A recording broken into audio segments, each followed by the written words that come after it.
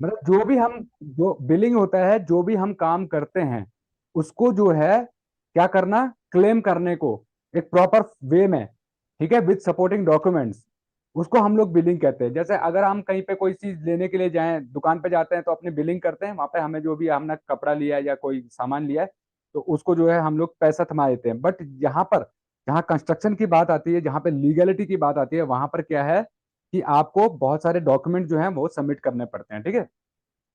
तो बिलिंग क्या है? The project billing is the process of invoicing and collecting payment from customer for project based revenue, ठीक है, जो भी प्रोजेक्ट का है उसके हिसाब से रेवेन्यू उसको कलेक्ट करने को। टाइप ऑफ बिलिंग कौन कौन सी होती है ये हमने पढ़ सकते हो आप इसको, ठीक है। अब क्या है, document unclose with the bill, मतलब जो बिल होता है, अगर मैं आप मेरे हाथ में एक बिल है, ठीक है, ये जो बिल है ये बिल है, ठीक है। अब इसमें क्या क्या डॉक्यूमेंट लगने वाले हैं, ये सारे के सारे डॉक्यूमेंट, ये तो छोटा सा बिल है, इतने इतने बड़े बिल्स होते हैं जिसमें कि आपके 10 10 15 15 फाइल जाती हैं, वो अमाउंट के ऊपर डिपेंड करता है या आइटम्स के ऊपर डिपेंड करता है, ठीक है। 6 6 10 10 फाइल तक की बिलिंग होती है, एक एक बिल के अंदर 10 10 फाइल तक जाती हैं, ठीक है। तो उसमें कौन कौन से डॉक्यूमेंट्स लगते हैं, सपोर्टिंग डॉक्यूमेंट्स, नेसेसरी डॉक्यूमेंट्स क्या है जो कि एक बिल के साथ में होने चाहिए। The first one is bill submission letter cover, ठीक है। बिल सबमिशन लेटर कवर क्या होता है, इस टाइप से एक जो है दोस्तों, यहाँ पर जो है मैं आपको दिखा देता हूँ, यहाँ पर जो है ये एक प्रोजेक्ट का जो है दोस्तों ये बिल है, इसमें इस टाइप से एक बिल सबमिशन लेटर होता है जिसमें ये लिखा होता है कि इस प्रोजेक्ट का जो मैं बिल सबमिट कर रहा हूँ, ये जो बिल है, ये बिल नंबर क्या है, ये बिल नंबर क्या है, और इसका अमाउंट क्या है, डेट ऑफ सबमिशन क्या है, ये चीज लिखी रहेगी बस, और प्रोजेक्ट का नाम लिखा रहेगा, ये प्रोजेक्ट का नाम है, ठीक है। वो चीज रहेगी यहाँ पर होगा मेरे पास, ठीक है। दूसरा क्या होगा, tax invoice and pro forma invoice. Tax invoice हमने बात किया था लास्ट टाइम पे भी, हमने बात किया था टैक्स इनवाइस क्या होती है, जो हम लोग इस टाइप से होती है, देखो इस टाइप से होती है, ठीक, ये एक प्रोजेक्ट की है, इस टाइप से होती है टैक्स इनवॉइस, जिसमें कि बिल पूरा दिखाऊंगा मैं बाद में, इसका सैंपल भी दिखाऊंगा, ठीक है। यहाँ पर जो है आपके अमाउंट्स वगैरह लिखे रहेंगे, बिल का, प्रोजेक्ट का नाम डिटेल रहेगा, सब कुछ रहेगा, और अमाउंट रहेगा कि कितने का अमाउंट आप जो है क्लेम कर रहे हो इस बिल के अंदर, ठीक है। तो इसको कहते हैं टैक्स इनवॉइस। टैक्स इनवॉइस कब बनती है और परफॉर्मा इनवॉइस क्या होती है, ये हम आगे चल के डिटेल में बात करेंगे इनके बारे में, ठीक। नेक्स्ट क्या है दोस्तों, बिलिंग एब्स्ट्रैक्ट। अब बिलिंग एब्स्ट्रैक्ट क्या है, जो हमारा बीओक्यू इस तरह से बनता है बिलिंग एब्स्ट्रैक्ट, देखना कभी भी आपके साइड के ऊपर, जिसको हम लोग A3 पेपर पे निकालते हैं हमेशा, बड़े सीट पे, ठीक है।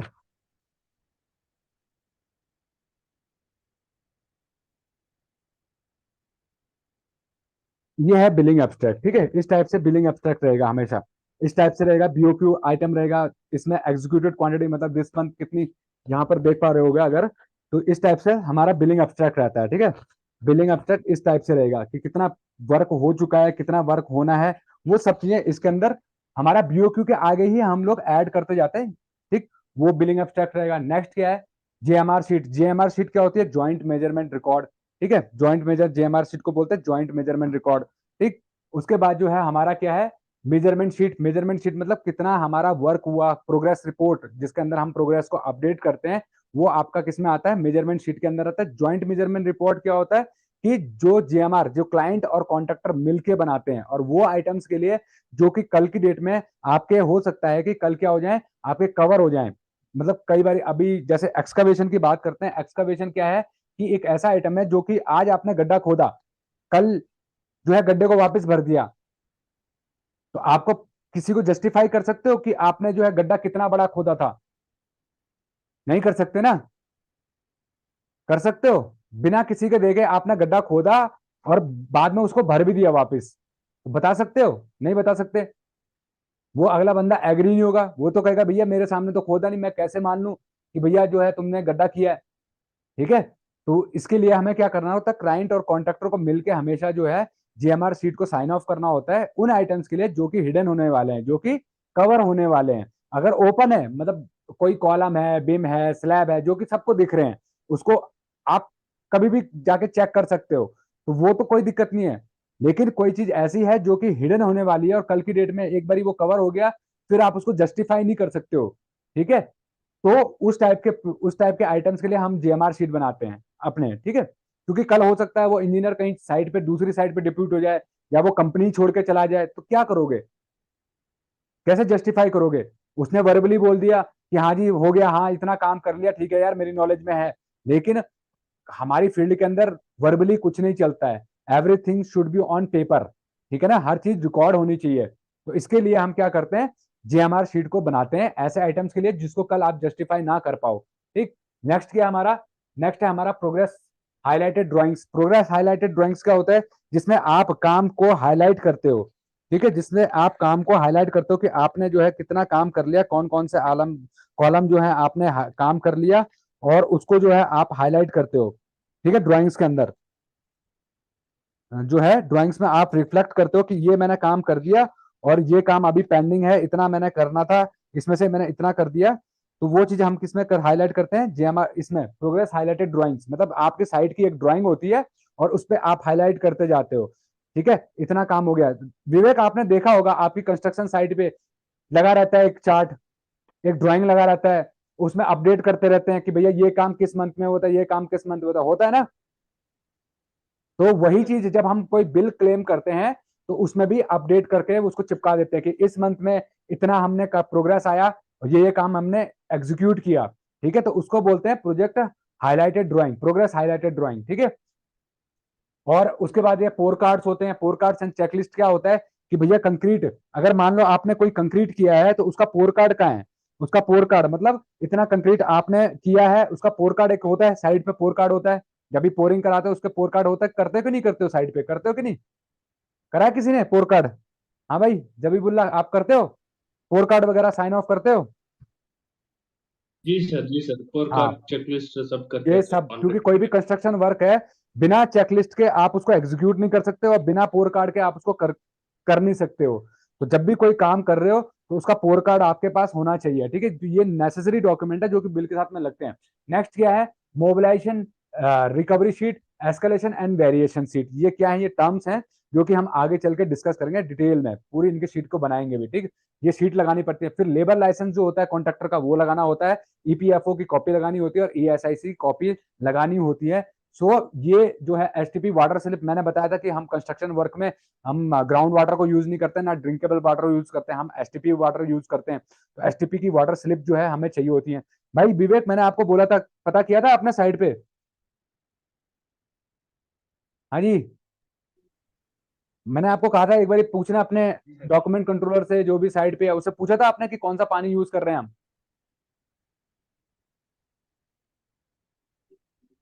पूछा था कि नहीं? नहीं पूछा।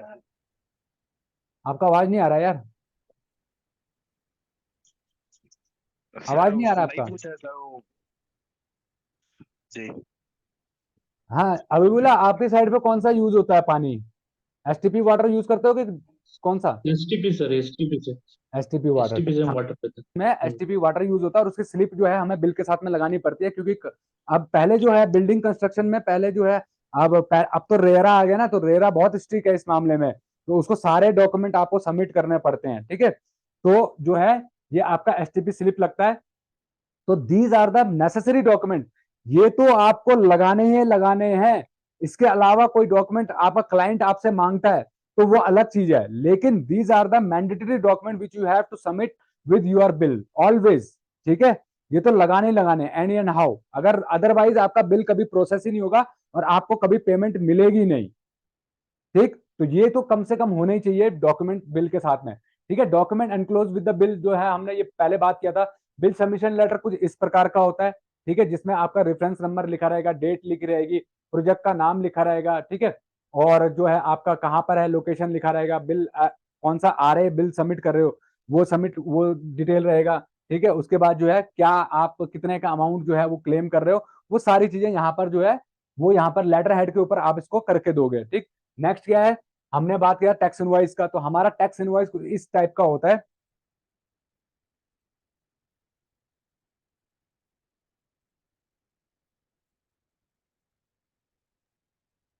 सर इमेजेस ब्लर दिख रहे हैं। एक मिनट अभी क्लियर कर रहा हूं मैं।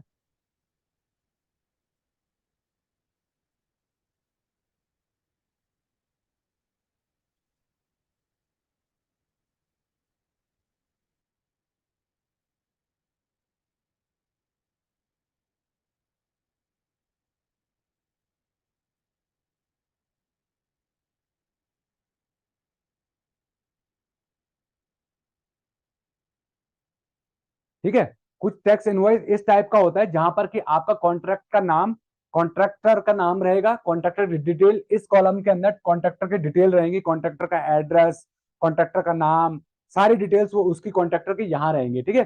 फिर कॉन्ट्रैक्टर का GST number, PAN number, SAC code और प्लेस ऑफ सप्लाई यहाँ पर रहेगा। प्लेस ऑफ सप्लाई मतलब कहाँ से वो है। ठीक है। और प्लेस ऑफ सर्विस, जैसे हमने कल बात किया था ना, कल अगर आपको क्लास में आपने अगर रिकॉर्डेड वीडियो देखी, हमने कहा था प्लेस ऑफ सर्विस और प्लेस ऑफ जो वो रहेगा, मतलब कहाँ पर काम कर रहा है, वो लोकेशन रहेगी, साइट का लोकेशन, मतलब यहाँ पर साइट का लोकेशन आएगा और कहाँ का कॉन्ट्रैक्टर है वो रहेगा। ठीक है। फिर साइट एड्रेस क्या है, साइट का एड्रेस यहाँ पर आएगा। फिर RA bill number, RA bill number मतलब रनिंग बिल कौन सा है। देखो जो हम पेमेंट करते हैं ना, जो हम काम कर रहे होते हैं करंट में, वो काम क्या होता है, वो उसकी जो पेमेंट मिलती है। अगर मान लो 100 करोड़ का प्रोजेक्ट है और आप बिल बीच में जो मंथली बिलिंग करते हो, ये मंथली बिलिंग जो है फाइनल बिलिंग नहीं होती है कभी भी। ये आपको एक टोकन मनी होता है, एक एडवांस पेमेंट होती है। और ठीक है, जब फुल एंड फाइनल जब आपका प्रोजेक्ट होता है, तब आपका पूरा का पूरा जो कॉन्ट्रैक्ट है वो रिवाइज किया जाता है। ठीक है। पूरा जो कॉन्ट्रैक्ट है वो रिवाइज होता है बाद में। ठीक। तो ये आपको क्या है, ये टोकन मनी दी जाती है, छोटा छोटा जो है टोकन मनी दिया जाता है, ताकि जो है आपका काम चलता रहे और हमारा कंस्ट्रक्शन वर्क भी चलता रहे। ठीक है। रुके ना। इसलिए ये पूरी, ऐसा नहीं है कि आपने पूरा पेमेंट, आप जो है जितना भी बिल क्लेम किया वो पूरा का पूरा मिल जाता है, क्योंकि मंथली प्रोग्रेस होती है, बीच में काम चलता रहता है। आज आपने 28, मान लो आपको हर मंथ जो है बिलिंग करनी है, मंथ के एंड में आपको बिल सबमिट करना है, तो क्या है कि उसके 4-5 दिन पहले से ही आप बिल प्रिपेयर करने शुरू कर देते हो, और 4-5 दिन की जो जो आपकी जो वर्किंग होती है वो बिल में काउंट नहीं होती है। ठीक है। उससे पहले का जो है बिलिंग जो है वो अकाउंट होता है, जो आप मतलब 25 तारीख तक का जो आपने काम किया वो आप क्लेम करते हो। बाकी जो 5-6 दिन का जो है, जब तक बिल सर्टिफाई नहीं हो जाता है तब तक भी आपका काम चलता रहता है। तो वो क्या होता है आपका, वो जो है पेमेंट आपको तब मिलती है जब आपका बिल फुल एंड फाइनल होता है। ठीक है।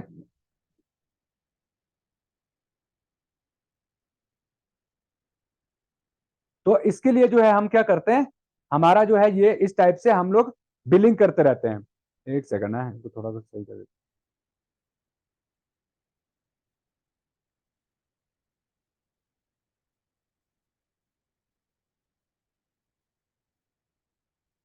ठीक है। तो ये जो है हमारा ये इस टाइप से, फिर आरए बिल नंबर रहेगा कि कौन सा बिल है, उस वो नंबर रहेगा। बिल डेट, बिल डेट मतलब किस तारीख को आप बिल जनरेट कर रहे हो वो रहेगा।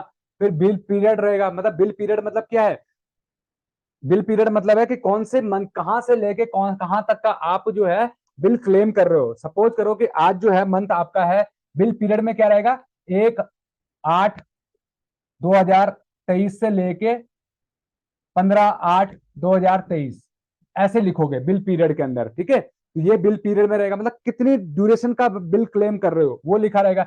अब यहां पर आती है मेन बात, टैक्स इनवॉइस नंबर। मैंने आपको बताया था टैक्स इनवॉइस नंबर क्या होता है। टैक्स इनवॉइस नंबर क्या होता है कि जो है आपका टैक्स इनवॉइस क्या होता है, जब आप जो कोई बिल करते हो, मान लो आपने बिल बनाया 1 करोड़ रुपए का। ठीक है। बिल बनाया, कॉन्ट्रैक्टर ने बिल बनाया 1 करोड़ रुपए का, तो क्या क्लाइंट 1 करोड़ रुपए का बिल पास कर देगा? नहीं करता है। वो क्या होता है, बीच में कटिंग होती है। मान लो कॉन्ट्रैक्टर कई बार ओवर क्लेम कर देता है या गलत क्लेम हो जाता है, कैलकुलेशन में मिस्टेक होती है, तो उसमें कटिंग पटिंग होती है, तो उसकी वजह से जो है फाइनल अमाउंट कुछ और निकल के आता है। तो जब भी कॉन्ट्रैक्टर बिल सबमिट करता है तो वो परफॉर्मा इनवॉइस देता है। क्या देता है? Proforma invoice. प्रोफोमा इनवॉइस यहाँ पर टैक्स टैक्स नंबर नहीं डालेगा। जब वो पहला बिल सबमिट करेगा ना, इस टाइप से कोई भी पहला बिल सबमिट करेगा तो उस पर टैक्स नंबर डाल के नहीं देगा। यहाँ पर वो ब्लैंक छोड़ देगा, बाकी सब कुछ कर देगा, लेकिन टैक्स इनवॉइस नंबर वो ब्लैंक छोड़ देगा। ठीक है। बाकी सारी चीजें लिख देगा, टैक्स इनवॉइस नंबर वो ब्लैंक छोड़ देगा, और वहां पर लिख देगा टैक्स। यहाँ ऊपर जो है tax invoice number, tax invoice की जगह क्या लिखेगा, यहाँ पे लिख देगा proforma invoice. Proforma invoice, proforma invoice मतलब this is just for review. Review, अगर आपने पूरा बिल रिव्यू कर लिया तो उसमें कोई मिस्टेक निकली, तो जो है आपका यहाँ पर अमाउंट चेंज हो जाएगा। अमाउंट चेंज हो जाएगा तो टैक्स जो है आपका नंबर चेंज हो जाएगा। तो इसके लिए हम लोग बिना टैक्स नंबर डाले, बिना टैक्स डिपॉजिट किए परफॉर्मा इनवॉइस सबमिट करते हैं क्लाइंट को। ठीक है। उसके बाद यहाँ पर रहेगा बिल टू, मतलब बिल टू मतलब बिल किसको दे रहे हो, क्लाइंट का नाम क्या है, उसका डिटेल रहेगा, उसका एड्रेस रहेगा, उसका लोकेशन रहेगा। फिर यहाँ पर प्रोजेक्ट स्टार्ट डेट रहेगा, प्रोजेक्ट स्टार्ट डेट कब हुआ था, कब कितनी डेट को प्रोजेक्ट स्टार्ट हुआ था, और फिर उसका प्रोजेक्ट जो है कंप्लीट कब होना चाहिए था। ठीक है। ये ट्रैक करने के लिए कहीं आपका प्रोजेक्ट डिले तो नहीं हो रहा है। और अगर आपका टैक्स फिर यहाँ पर रहेगा क्या, अमाउंट ऑफ टैक्स का बिल, पूरे प्रोजेक्ट का आपका कॉन्ट्रैक्ट वैल्यू क्या रहेगा वो यहाँ पर मेंशन रहेगा, ठीक। उसके बाद यहाँ पर रेफरेंस नंबर रहेगा, प्रोजेक्ट का कॉस्ट रहेगा यहाँ पर, ठीक है, प्रोजेक्ट कॉस्ट रहेगा, वो WC कंपनसेशन पॉलिसी मतलब वर्कमैन कंपनसेशन पॉलिसी, इनको हम आगे डिस्कस करेंगे ये होता क्या है, वो यहाँ पर मेंशन रहेगा। उसका नंबर होता है, जैसे आपका लाइसेंस नंबर होता है वैसे WC का जब पॉलिसी लेते हो ना, कोई भी इंश्योरेंस लेते हो या उसका नंबर होता है, वैसे ही WC कंपनसेशन पॉलिसी का इंश्योरेंस नंबर होता है, वो यहाँ पे मेंशन करना पड़ता है। Performance PBG performance bank guarantee होता है, उसका नंबर यहाँ पे मेंशन करना पड़ता है। अगर आपका मोबिलाइजेशन बैंक गारंटी है तो उसका भी यहाँ पर नंबर मेंशन करना पड़ेगा, ठीक है, और अमाउंट कितना है वो यहाँ पर मेंशन करना पड़ेगा, ठीक। उसके बाद जो है ये आता है हमारा, यहाँ पर लिखा हुआ है क्या चीज, यहाँ पर लिखा हुआ है description, serial number, description, previous amount, this bill amount, cumulative और रिमार्क्स, ठीक है।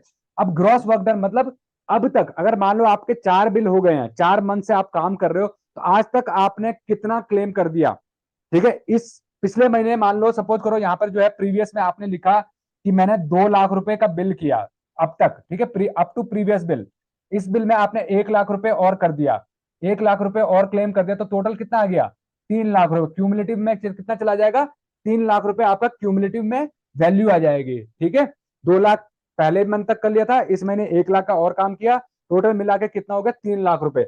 उसका डिडक्शंस, एस्केलेशन, ये हम लोग ये पूरी शीट को हम लोग बाद में जो है ये करेंगे, डिस्कस करेंगे। अब मेन क्या है, इस शीट को मैं क्यों समझा रहा हूं आपको, कि यहां पर जो ये वैल्यू आती है ना, ये वैल्यू, दिस बिल की वैल्यू और प्रीवियस की वैल्यू, ये कहां से आती है, इसलिए मैं आपको ये समझाने की कोशिश कर रहा हूं, ये कहां से आती हैं, ये वैल्यूज कहां से आती हैं, टैक्स इनवॉइस में ये वैल्यूज कहां से आती हैं, ये आती हैं आपकी बिलिंग एब्स्ट्रैक्ट से। कहां से आती हैं आपके, बिलिंग एब्स्ट्रैक्ट से। जो बिल एब्स्ट्रैक्ट होता है ना, बिलिंग एब्स्ट्रैक्ट, जिसको हम लोग एब्स्ट्रैक्ट शीट बोलते हैं, bill abstract sheet, billing abstract, billing abstract, ठीक है, यहां से आती हैं, समझ गए। बिलिंग एब्स्ट्रैक्ट शीट से क्या होगी, आपकी वैल्यू कहां जाती है, आपकी वैल्यू जाती है आपके BOQ के अंदर, इसमें सॉरी टैक्स इनवॉइस में, ठीक। अब इसका जो है शीट कैसे बनता है, मेन इसका शीट कैसे बनता है आपका, वो इस प्रकार से बनेगा। यहां पर क्या होगा, आपका सीरियल नंबर होगा, क्या होगा, serial number, item description, item description, फिर होगा यूनिट, फिर होगा क्वांटिटी, रेट और अमाउंट, ठीक है, अमाउंट। ये जो पार्ट है ना, ये इसको हम लोग कहेंगे BOQ पार्ट, BOQ पार्ट, ठीक है, ये हमारा क्या होगा, ये हमारा BOQ पार्ट होगा।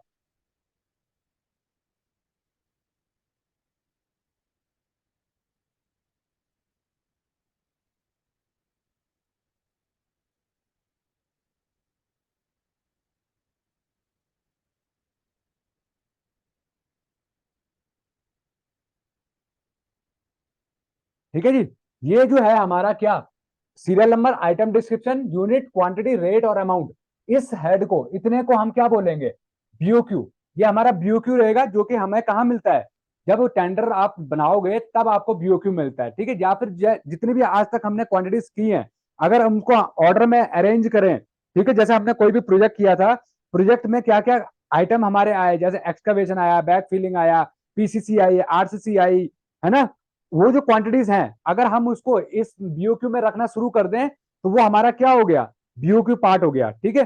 अब्स्ट्रैक्ट में और क्या आएगा, यहाँ पर आएगा, इसके आगे नेक्स्ट आएगा हमारा प्रीवियस मंथ, प्रीवियस मंथ, या अप टू प्रीवियस बिल, यहां लिख देते हैं अप टू प्रीवियस बिल, क्या लिख देते हैं, up to previous bill, up to previous bill, previous bill, ठीक है। अब प्रीवियस बिल में क्या आएगा, यहां पर हमारा क्या आएगा, यहां पर हम लोग करेंगे, यहां लिखेंगे क्वांटिटी और अमाउंट, क्वांटिटी अमाउंट, फिर आएगा हमारा दिस बिल, क्या आएगा, this bill, this bill, this bill, quantity और अमाउंट, ठीक है, अमाउंट। फिर आएगा हमारा लास्ट में यहां पर क्यूमुलेटिव, क्यूमुलेटिव, क्वांटिटी और अमाउंट, अमाउंट, और लास्ट में एक कॉलम आ जाएगा रिमार्क्स का, ठीक है जी, रिमार्क्स का। अब ये है क्या, देखो सपोज करते हैं फॉर एग्जांपल हमारा आइटम नंबर 1 है एक्सकावेशन। एक्सकावेशन, ठीक है जी। एक्सकावेशन में हमारा यूनिट क्या होता है, मीटर क्यूब, ठीक है। क्वांटिटी हम सपोज कर लेते हैं फॉर एग्जांपल हमारा 100 क्यूबिक मीटर क्वांटिटी है, 100 क्यूबिक मीटर क्वांटिटी है। रेट है मान लो 1000 रुपए रेट है पर क्यूबिक मीटर, ठीक है। 1000 रुपए पर क्यूबिक मीटर रेट है, तो अमाउंट कितना हो गया, 1000 × 100 मतलब कितना हो गया, 1 लाख, है ना। नहीं 10 कितना हो गया, हाँ भाई 1000 × 100 कितना हो गया आपका, 100 × 100, 1000, 1000 × 100 1 लाख, ठीक है। 1 लाख हो गया आपका। 1 लाख। मतलब टोटल एक्सकवेशन का अमाउंट कितना है आपका, 1 लाख रुपीज है, ठीक है। टोटल एक्सकवेशन का अमाउंट कितना है, 1 लाख रुपीज। उसके बाद जो है आप क्या करोगे, हमारा सपोज करते हैं इस मंथ, अगर ये पहला बिल है हमारा, फर्स्ट बिल है, फर्स्ट बिल है, तो हमारा पहले बिल में यहां पर वैल्यू क्या आएगी, जीरो आएगी। यहां पर वैल्यू क्या आएगी, जीरो, ठीक है। प्रीवियस में जीरो दिखाएंगे हम लोग, प्रीवियस में क्या दिखाएंगे, जीरो। अमाउंट भी क्या आएगा, जीरो ही आएगा, ठीक है ना। जब कोई प्रीवियस में कोई काम ही नहीं हुआ एक्सकवेशन के अंदर, तो क्या वैल्यू आई, जीरो और जीरो। अब दिस बिल में क्या आएगा, अगर मान लो दिस बिल में हमने 25, यहां पे कर लेते हैं 20 क्यूबिक मीटर कर लेते हैं। इस मंथ में हमने 20 क्यूबिक मीटर हमने एक्सकवेशन कर लिया, 20 क्यूबिक मीटर एक्सकवेशन किया। तो इस महीने कितने का काम किया हमने, काम कितने का किया, 20 × 1000, 20 × 1000 मतलब 20,000 का काम हो गया, ठीक है जी। 20,000 का काम हो गया, ठीक। और क्यूमुलेटिव में कितना आएगा, क्यूमुलेटिव में 0 + 20, क्वांटिटी में तो 20 आ गया, और अमाउंट में 0 + 20 मतलब 20,000। तो टोटल कितना आ गया, 20,000, ठीक है। लास्ट में हमारा यहाँ पे क्या होता है, नीचे टोटल भी होता है, यहाँ पर क्या होता है, टोटल, टोटल अमाउंट। तो इसमें कितना आ गया, जीरो आ गया, यहाँ पर हमारा 20,000 आ गया, 20,000 आ गया, ठीक है। और क्यूमुलेटिव में भी 20,000 आ गया, 20,000 आपका आ गया। इस मंथ में हमारा काम 20,000 का हुआ। अब जब हम अगले महीने जाएंगे, नेक्स्ट मंथ जब हम जाएंगे, तो हम क्या करेंगे, देखो एक चीज मैं बता रहा हूं, ये बहुत इंपॉर्टेंट है। जब आप बिलिंग करते हो ना, बहुत ज्यादा लोग यहीं पे गलतियां करते हैं और फिर मिस्टेक होती है। क्या होता है, लोग क्या करते हैं, यहां से जो है, यहां से इसको बिना कॉपी पेस्ट किए क्या करते हैं, सीधा कॉपी पेस्ट मार दे, सीधा जो है फाइल को नहीं बना देंगे। आपको क्या करना है, जब अगले महीने जाओगे तो ये एक्सेल में आप बनाओगे, इस फाइल को आप सेव करके रख दोगे, इस फाइल को RA बिल नंबर 1 करके सेव कर दोगे, और इसका ही कॉपी पेस्ट कर दोगे, और उस पर लिख दोगे bill number 2, RA bill number 2, ठीक है। RA बिल नंबर 2 लिख दोगे।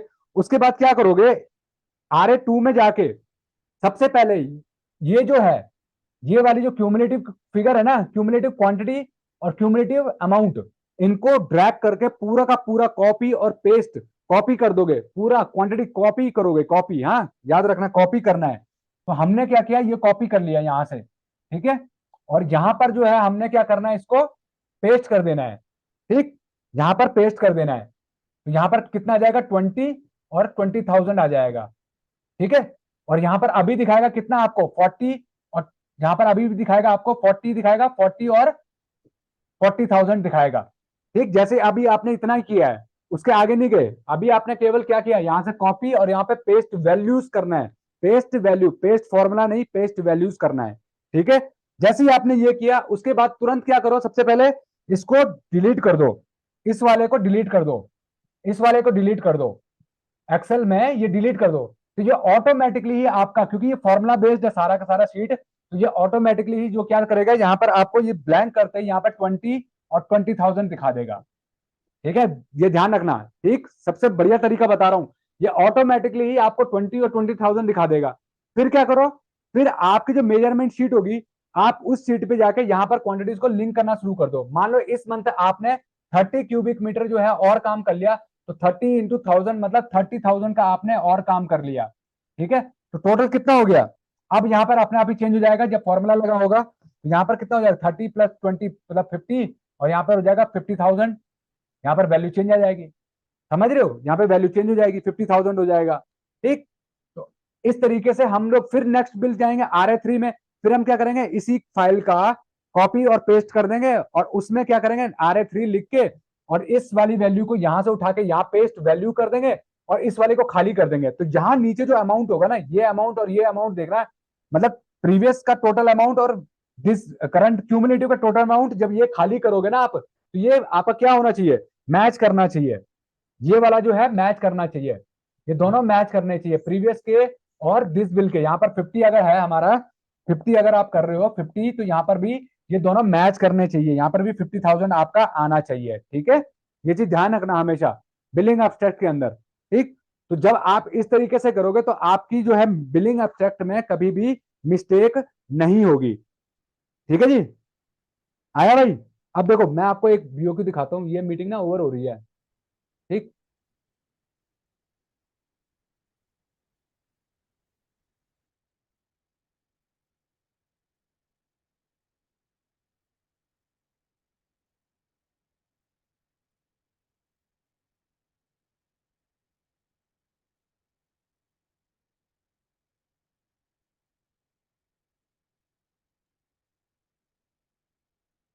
देखो ये है बिलिंग एब्स्ट्रैक्ट शीट, इसको बोलते हैं बिलिंग एब्स्ट्रैक्ट शीट। ठीक है, ये है बिलिंग। अब देखो इतने सारे आइटम्स होते हैं, इतने सारे आइटम्स होते हैं, सोचो इतने आइटम्स कौन याद रखेगा और इतने वैल्यूज कहां से याद रहेंगी।